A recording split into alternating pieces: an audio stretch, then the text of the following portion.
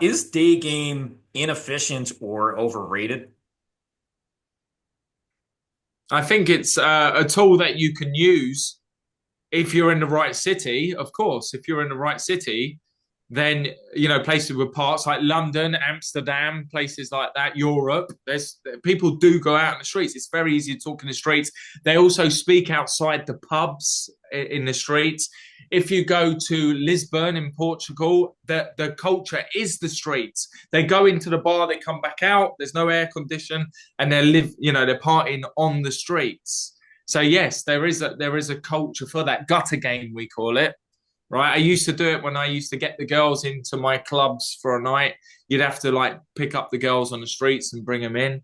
So there is a culture for it, but I think that the true essence is being in a nightclub, lording the nightclub, owning the nightclub, using sets to merge sets, bouncing off sets. There's so much more skill set used in a nightclub, especially with group theory. Day games normally the one set. I mean, when I did day game, I was opening huge groups. No one does that anymore. I've watched all the videos. They're opening one sets in the day. Why? That's very stalkerish. I don't like that. I want to open the group and entertain the group and have the group win the group over. And then obviously the girl I want is attracted to me, if not the whole group, you know. Whereas I'm going, wait for that girl to turn the quiet corner where I'm going to run up to her and go, "Oh, you look really beautiful. I saw you from over there. Are you a nurse?" Like, what's that? That doesn't make any sense to me. So that was a model going on for a while. That was people trying to sell a basic game, is the way I call it. So no, obviously the nightclubs where they won, the bars, the cocktail clubs, the rooftop patios. That's where the game is actually won, and everything else is a bonus round. Doesn't mean you can't find a woman of your dreams in a day. You definitely can. But don't be the stalker that's chasing her around 5 different streets and jumping up and tapping her on the shoulder, or running and jumping in front of her and going, "Stop, stop, stop," like a salesman or a change collector or a charity worker. Don't do that. No one wants that. So day There game are can ways of be doing it. done. Day game can be done. It is valid, but you should apply a skill set to day game. I don't think that beginning when you're first starting out in pickup, I don't think that beginning with doing single sets is really going to assist you later down the road. I think you should start with the three set. Most women are in groups, so you may as well, especially if they're beautiful, so you may as well get accustomed to opening groups immediately. The single sets are bonus rounds. Yeah, I'm But not a day game guy at all. I mean, like, I like the electricity and the neon of the light of the evening. To me, would you like a bit of gutter game though, Zan? well, When you're out at night, when the bar's moving between each oh, I other, and like I'm yeah, I know you believe like me, that. I'm a night owl, man. I'm an alley cat. I prowl. I like to prowl at night, and then come crawling in and purr and then in the morning. I've done that all my life. The day for me is like, no, it's not my style. I like the Is that potentiality and because electric we of the night. turn to dust in the day? Exactly. My vampire roots, man. There are a lot more variables to use at night for sure. The social energy of the groups, warming up the whole venue as opposed to just going in direct. Um, there's just there's more tools at our disposal in a social circle, at a party, in a night game venue, whether it's cold approach or social circle. It's more powerful. That being said, I do believe that whatever works for a guy. What I'm kind of against though is the spam approach thing. You're going to go to a mall and approach 15 to 20 women in the same mall, like rapid fire, you know? That's Oh, where mall's horrible. that's where we can get dicey with this. If you're going to do day game, make them authentic approaches. I say err on the side of fewer approaches. You don't want to go to a mall and approach 20 women in a matter of an hour in all the same stores.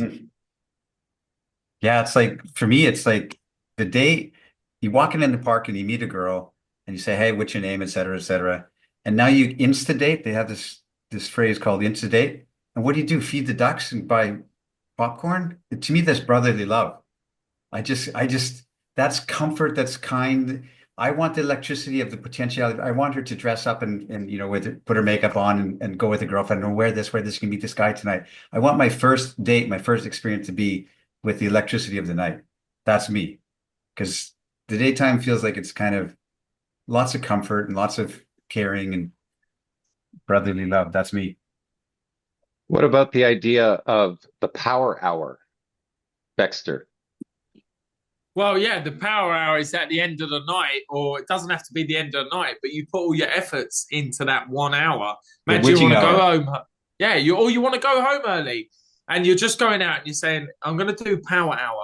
I'm going to open as many sets as I can. Hopefully they stick, and then you're going to move forward. But if you're going out going, I've got like 5, 6, 7 hours, some people are out for ages, you're going to prolong them hours, and you're not going to get yourself into the abundance mentality. I always believe in getting in mode and not mood. So the mood is, I'm waiting for the mood to be right, or I'm not in the mood yet, or have a couple of drinks to get in the mood. No, if you know your structure, you're in the mode, you know your openers, you know your routines, you know your patterns, whatever you're going to say, your stories, have them, what you want to practice, what you know is tried and true, and you go out there and you just say them multiple times until it hits, and maybe it's the first set that hits. And then you know what? That set can put you in the mood. One good set can change your life. So that one good set will put you in the mood. And then all of a sudden, everything's hitting better. And that abundance mentality kicks in. And then you're doing that day after day, week after week, month after month, year after year. Can you imagine how much power and reference points and reference legs you have now to go out where you are the HB11 in your mindset, and it's just way easier to open. So that power hour is important to know that I'm just going to open, and then from that next set, I'm going to go to the other one and say that. It's just practice for the time when you really need it. And that practice gives you a skill set that is probably the best skill set in the world that you can possibly have, because it's going to help you in your social artist life, your pickup life, your work life, and your family life, and just relations in general of getting what you want when you're talking to people and being that person that has courage, congruency, calibration, conviction, and courage. So I think it's very important to have that power hour, because most people go, I can't be bothered to go out tonight.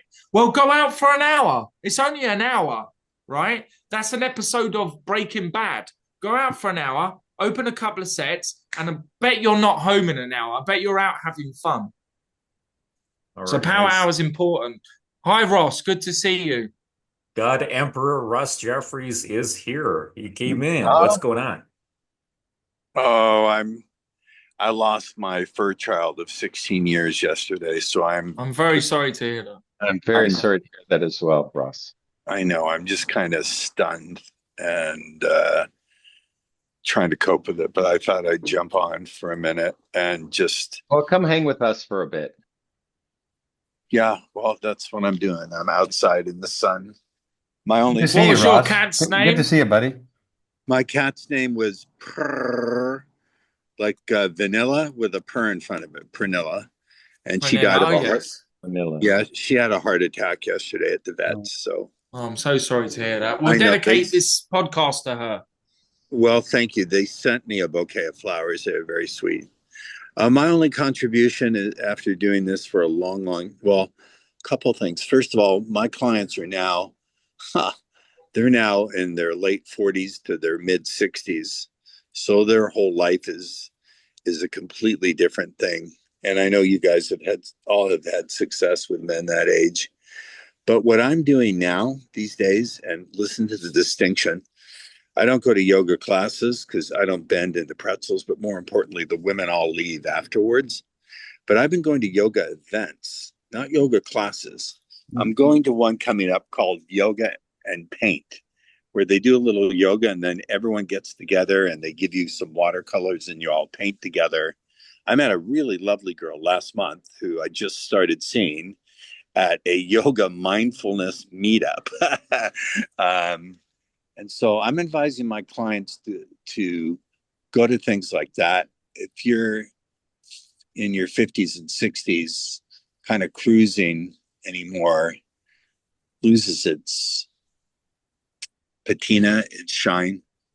But I just want to pop in and say hey to everyone, and to say anyone who's helping men move forward in their mission to find love and to find women is an ally of mine. Beckster, it's been so long since I've seen you in England. How long has it been, sir? 6 years, maybe. And I think I talked at your first event 20 years ago. Yeah, Wow. it was. Like Well, that. I've been doing them longer than that. I mean, So I just- the first event I spoke to Oh. first. Oh, yeah. Yeah, with Kezia, I think. A long time ago, yeah. London, Yeah. Hammersmith. Well, it's good to see everybody, and I'm just going to sign off now. I just want to let everyone know I'm down, but I'm not out. I'm part Ukrainian, and if you're going to come after a Ukrainian, you better make sure that after you slit our throats, you take out all our organs, you burn them to a crisp, and chop off whatever is left and feed it to the rats, because we'll come back from the dead, reassemble like Deadpool, and kill your whole village. Well, Ross, I tell you it's what, good to see you, buddy. I know that Mystery and Eric, we loved Ukraine when we were there. We loved Ukraine. It's such a shame. It was one of our best places in the world. My So- fiance is Ukrainian. My fiance. There you go. Ukrainian. So there you go. I'm talking about the toughness of the people. All right, loved you all. Indeed, I'm outta here. indeed. Take care, man. See you later, Ross. boss. Take care. Bye. Bye. All the best to Ross. Mr. Ross Jeffries in the house. Nice of him to drop in despite the circumstances. Strong guy though, like we did our second most recent panel back in December. We had an inner game special.